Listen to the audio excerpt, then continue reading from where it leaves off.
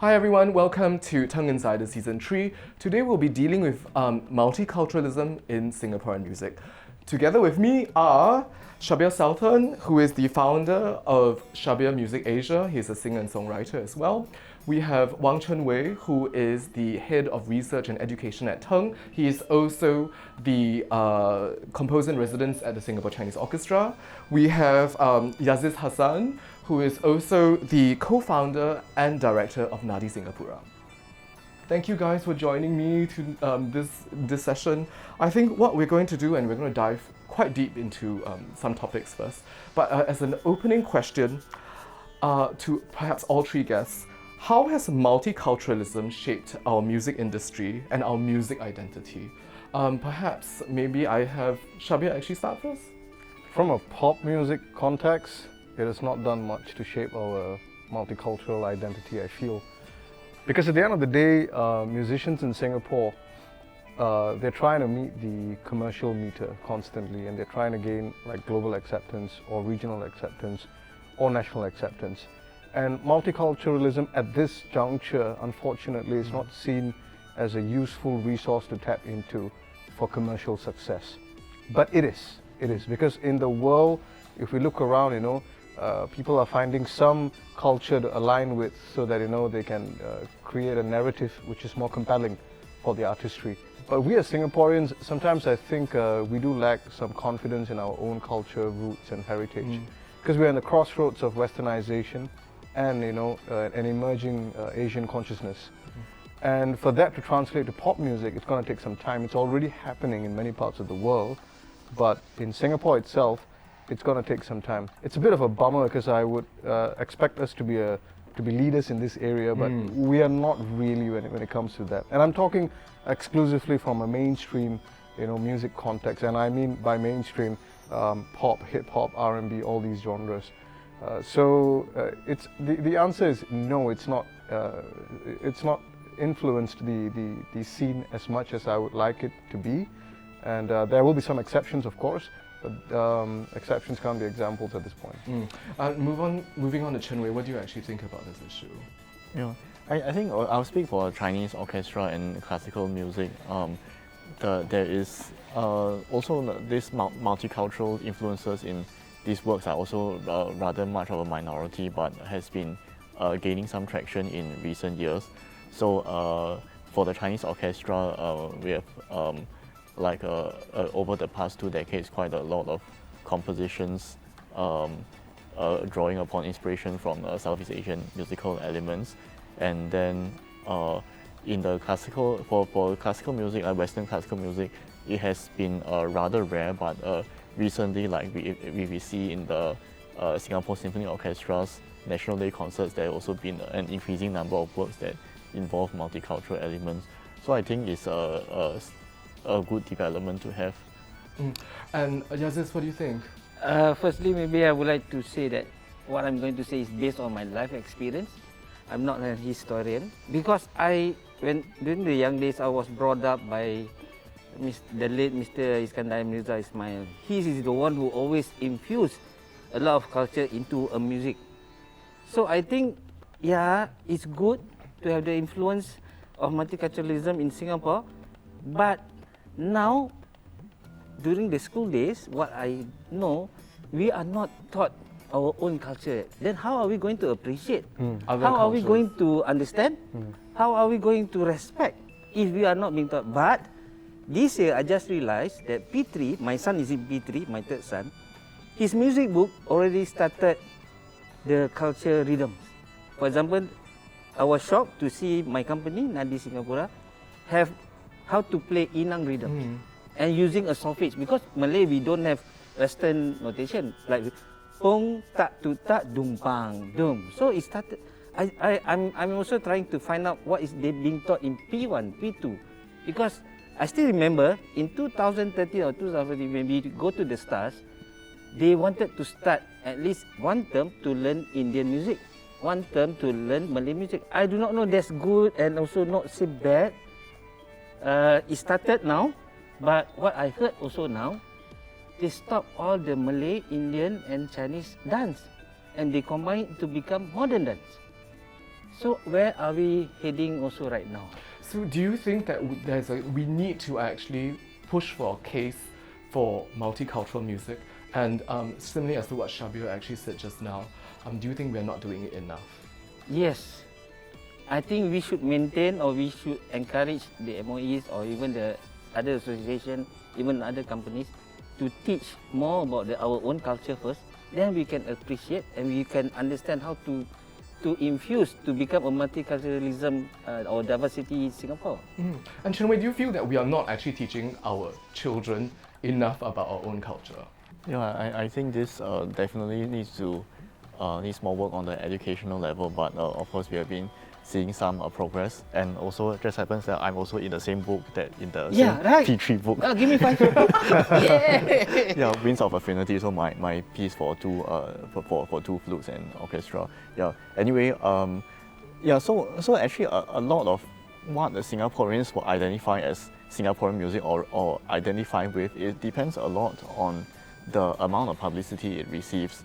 So if we ask any lay Singaporean without musical expertise, like what do you associate with Singapore, then they will probably pick songs that are related to NDP, National Day Parade, or certain like Malay folk songs, and that's because they're familiar with it. So people will only associate with music that they are familiar with, and one of the places to start to develop this familiarity is through the education system. And so having it being taught in schools to children is a good start.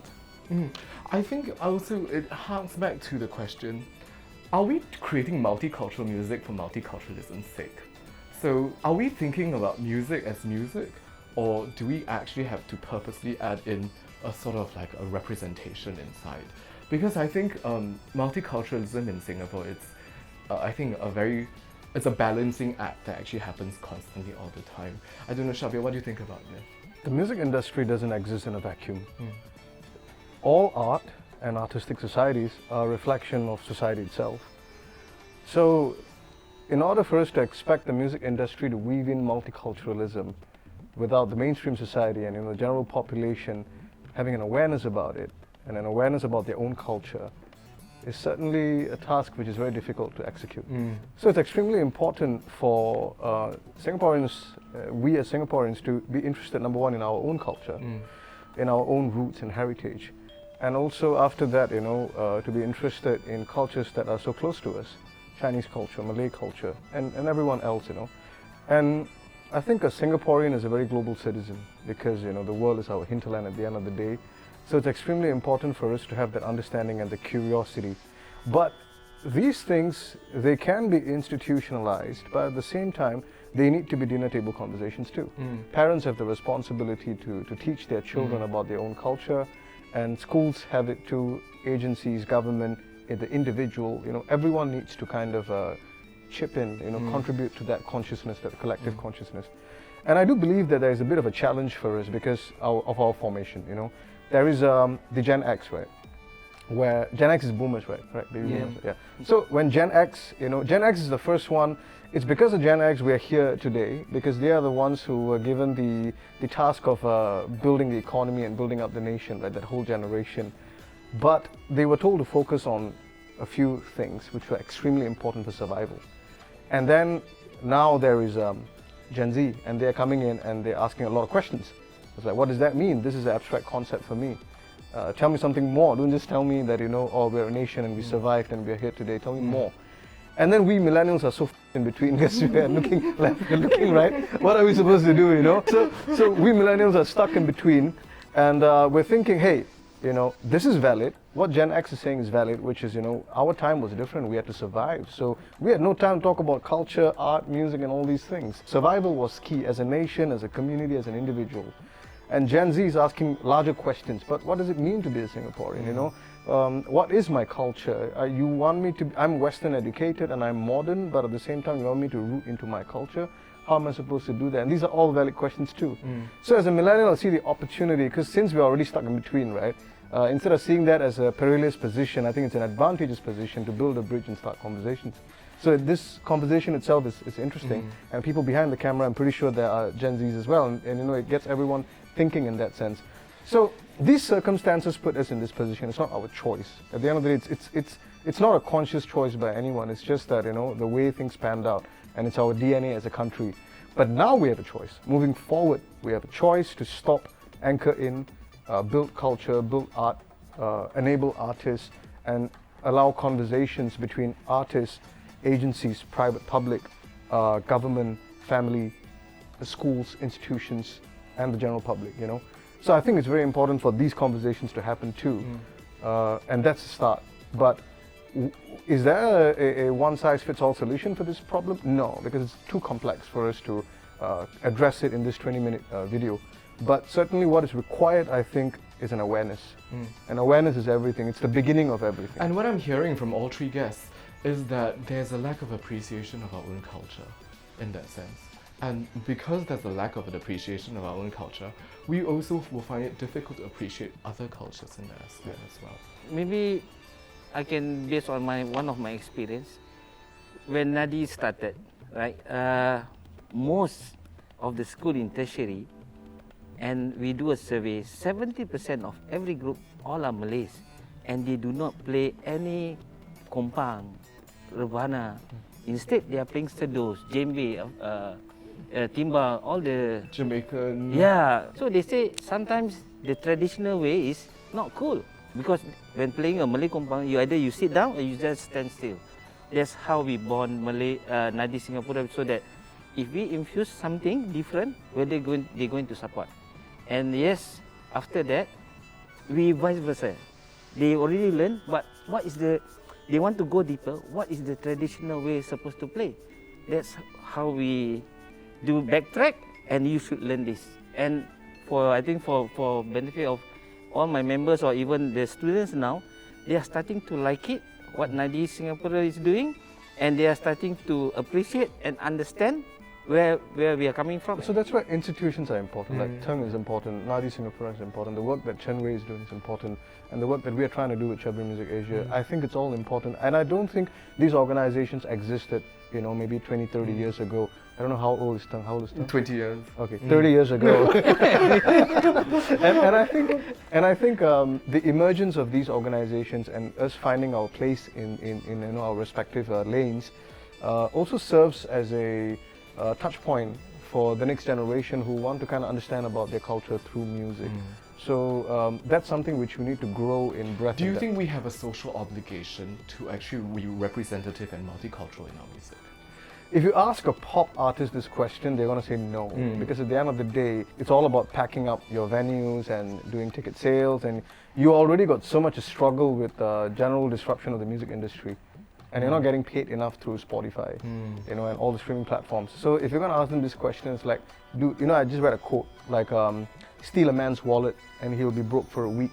Teach the man how to play an instrument and he'll be broke for the rest of his entire life, you know. It's the direct opposite of teaching a man how to fish, right? So when I read this, I was like, damn, that hurts, man. But I mean, a lot of emerging artists, you know, it takes some time for you to establish, and once you're established, of course, you're not limited by the financial, you know, issues and stuff. But it does take a toll on the artist, because creating music, we like to see it as because we take music and we put it in a commercial environment. But think about it, it's a very spiritual process. It's like going into a temple and giving offering and walking out without anything tangible. You say you got peace of mind, but that's not tangible. You know, that's something that happens within you. So being in the music industry is you have to give a lot. You have to give a lot. You have to do your service. You know, you have to do your service, and then only you slowly start seeing the rewards trickle in. So an artist has to, you go to do a medical degree, you get a medical certificate, maybe in about 4 years, 6 years, you're a doctor for sure, unless you do something major to screw it up. But for a musician, you can't say that you invest 4 years and you're going to become like a very successful musician, earning a, you know, a 6-figure salary. That's not going to happen, you know. It doesn't work like that. So because it is so challenging to find your place in the commercial, you know, market and scene, that itself becomes a huge responsibility. As we say, cari makan, right? To cari makan itself, it becomes very difficult. Then where is the time? A lot of artists will say, then how am I supposed to do this responsibility? I think it's a very large burden to put it on an individual artist who's emerging, but rather it needs to be a collective consciousness of of the entire society. And Chenwei, do you think we are feeding on what Shabir is saying? Do you think as a collective society we actually have enough of these processes which actually allow us to actually interact and create multicultural music? We do have the opportunities, and because we have all the practitioners available to consult in Singapore, but I think we can definitely do more in this regard. Right, so the existing music that is related to Singapore, a lot of it is based on the lyrics, right? Or like say the lyrics mention the place in Singapore or mention Singapore explicitly. But if you take out the lyrics and just the melody alone, you could fill in some other melody or some other lyrics, and then somebody from overseas will think that is a European song or And Chenwei, you write a lot of multicultural music as well. So Shabir mentioned that his process was almost like a spiritual one in that sense. What is your process like? For me, it's an interest. So I like to study all the various kinds of music from various cultures. Which just now you talk about like representation. Like in my composition process, I don't do this like a multicultural integration for the sake of representation, but because I am interested in it, and It makes the artwork a lot more sincere and real. yes, so I think sincerity is important. That means we shouldn't try to be inclusive just for the sake of fulfilling the CMIO. Like a KPI in that sense. And Yaziz, what do you think about this? I mean, based on what Shabir and Chenwei has actually I mentioned. seconded Shabir. Mm. Yeah. If you become a Minister of Arts, I'm going to vote for you. Thank you. Inshallah. Yeah. Inshallah. If you really want to do this right, everybody must agree one thing. We should have one festival which infused about this multiculturalism. You tell me one festival that combine all this together. The closest we have is racial harmony Dela. No, I think the SYF tries to do that, right? Yeah. When they have, let's say, dance. But I think what he means is Yeah. a complete fusion of Yeah. all the cultures Yes, correct. and celebrate it as one day, like a Singapore Day sort of thing, which represents everything. We don't have right now. That's why for what I know that we are, for myself, I think we are trying to do the Malay culture music festival. We just ended last 2 weeks. We are Nadi doing Singer Drum Gaya, which infused the Chinese drum, Malay drums, Indian drums, so whatever groups have in Singapore to be part of that festival. But when you say music in overall, I think we don't have any festival that maybe TENG could take the lead. Right? There's something for me to think about. Yes, Yeah. but definitely. But I think more meaningfully, do you find, Yaziz, that you actually purposely work with Malay and Indian drumming in your programs, or does it come as a very natural process? That's why I say, because of my life experience, I was taught to have this infuse everything. So So it's like a natural process? Yeah, to me it's like a natural process. But of course, my deeper or the more meaningful is for my Malay music. But sometimes I know in Singapore, when you do even a normal show for the Malays, they try to infuse, but it's already in my DNA. But their generation is different because, as I mentioned, Gen X, work. But those who chose music, they're very curious about everyone. That means they'll listen to Indian music, they listen to, P. Ramlee, they listen to Chinese music. Yeah. Their generation is very different. They say, hey, come teach me the tabla a little bit. They just like to play around with many different instruments. And it's a There's a generation. curiosity that There's a natural curiosity. And that's also because of proximity. Everyone is so close together, you kind of stumble upon musicians from Don't you various find it a races. lot more weird now that we're so much more interconnected, but we don't actually have the same amount of curiosity in the True, younger generation? but think about it. When was the last time you actually called a friend and spoke to him instead of texting him? Or called a friend and say, let's meet for a coffee instead of, texting him? Maybe you didn't do it, but a lot of people just text. So although there's technology and there's proximity now, but we have still become so distant from It's each so other. a bit isolatory. So Shabir actually brought this whole entire thing about generational shifts as well. Yes. So, Yaziz, you've been teaching a lot of students. Do you feel that there are generational shifts that we are facing with a lot of our younger generations when learning music as well? Yes, I did agree about that. But because the way that I teach totally different, I instill I impart inside their heart about the culture itself, so that they were wanted to know more. Because different teachers teach differently. Chenwei, what do you think about Yaziz's approach in that sense? So like, where you know thyself and then learn about your own culture. first before actually moving on? Yeah, now I think the situation we see in Singapore is that actually the interest in music doesn't really correspond to one's ethnicity, which of course it doesn't have to be. I mean, it's totally valid for like a Chinese to learn Western music or like Malay to learn Chinese music, etc. But I think if you look at statistically, you look at the whole society, if the vast majority of the Chinese are not interested in Chinese culture and the vast majority of Malays are not interested in Malay culture, then we have a little bit of a problem. Of course, if we have individual Chinese musicians want to be pianists or violinists, that's perfectly fine. But if you're looking at the whole society, if everybody, all the Chinese are predominantly interested in Western pop or Western classical music, then we have to think like why is, yeah. So one of the reasons is because now we have so much, basically everything in the world at our fingertips. So things that get more like exciting or more catchy or viewed as more popular or more cool tend to get more attention, right? So our traditional cultures, okay, let's say we take something like Nadi, for example, because it's like very slow and very quiet, and then you compare with something that is like has a fast groove, and then have some many backup dancers with and more stimulating, yeah, it's more stimulating, and of course our senses are have been so used to this kind of stimulation that if we see something that is very slow and quiet and calm, and no drum set, no harmony, then you feel, oh, this music sounds very plain, it's boring, and then so, why should I listen to this? So that's why our traditional music tends to suffer in the face of all these international musical genres, a lot of which are more stimulating. I mean, Shabir, being a pop musician yourself, do you find that you are drawn to using traditional influences in your music because it actually forms part of your identity? Yeah, for sure. I mean, and I think it was a process. Initially, I think we all start out, or most of us start out mimicking some favorite artists of ours, but after that, we find our own voice, just like our personalities, right? Initially, we're trying to be like our father or brother, or that, that person that we saw as a big brother.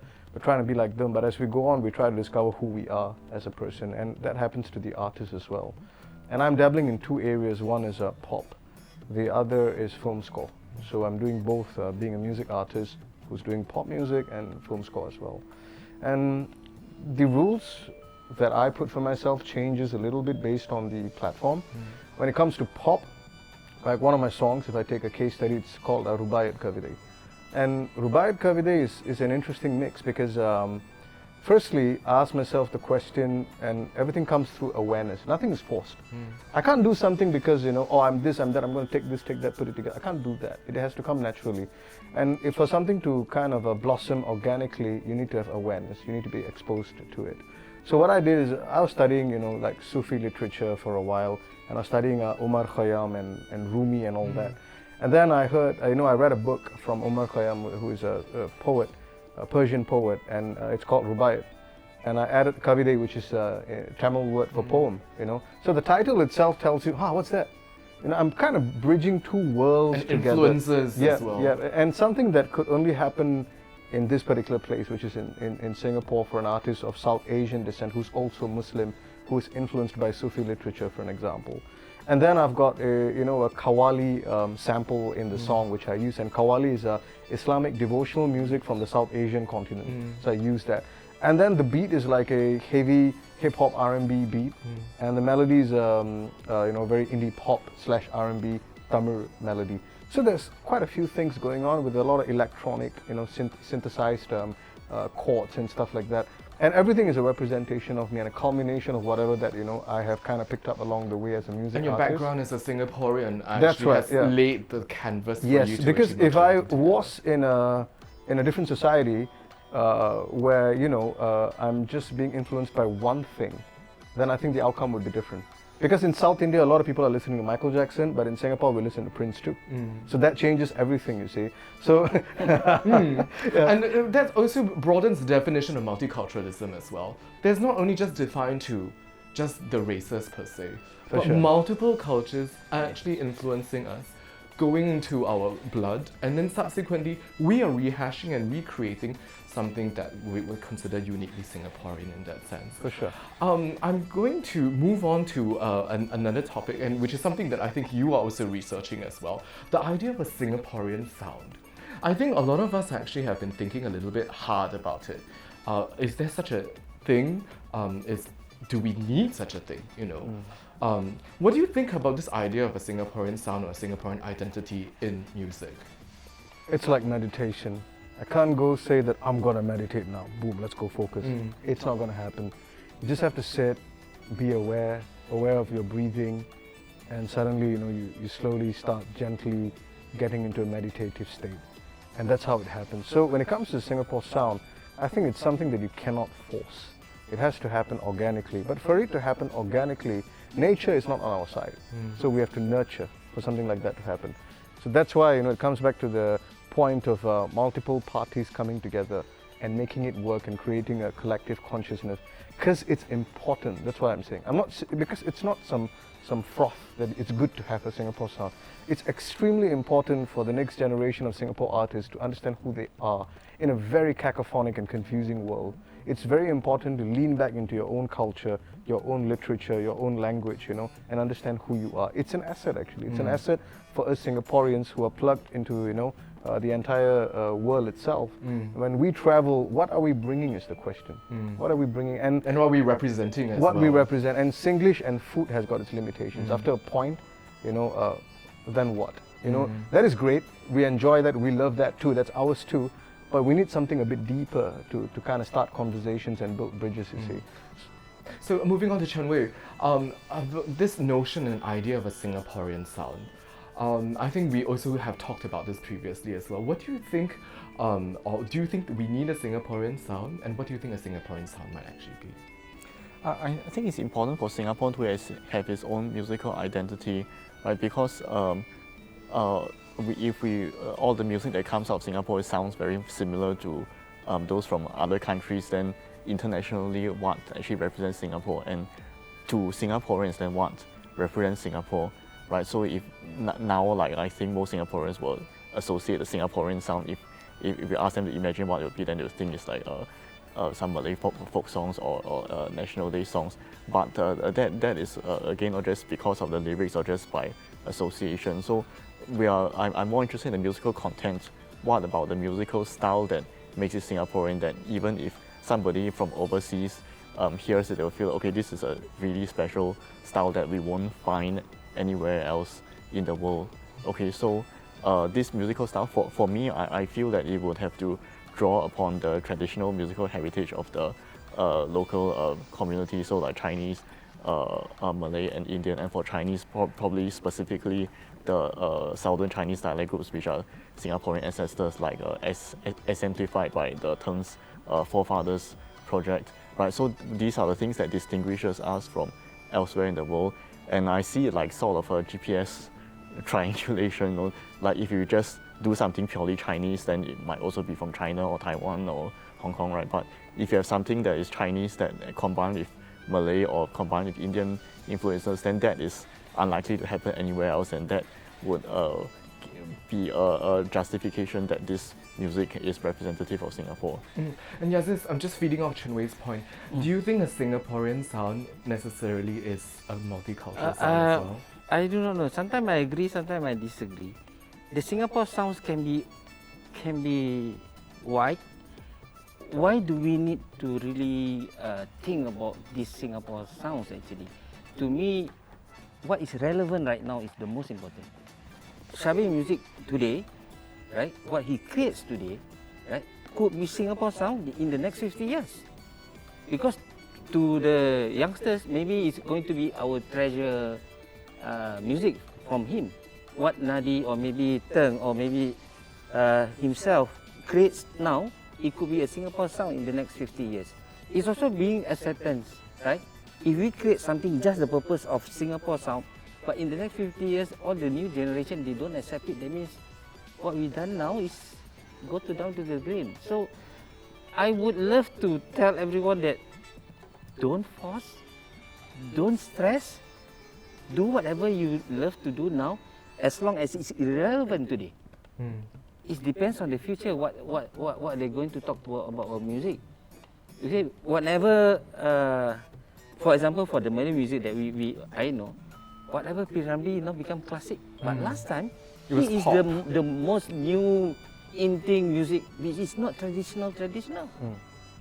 But for now, that is a classic already, Malay classic music.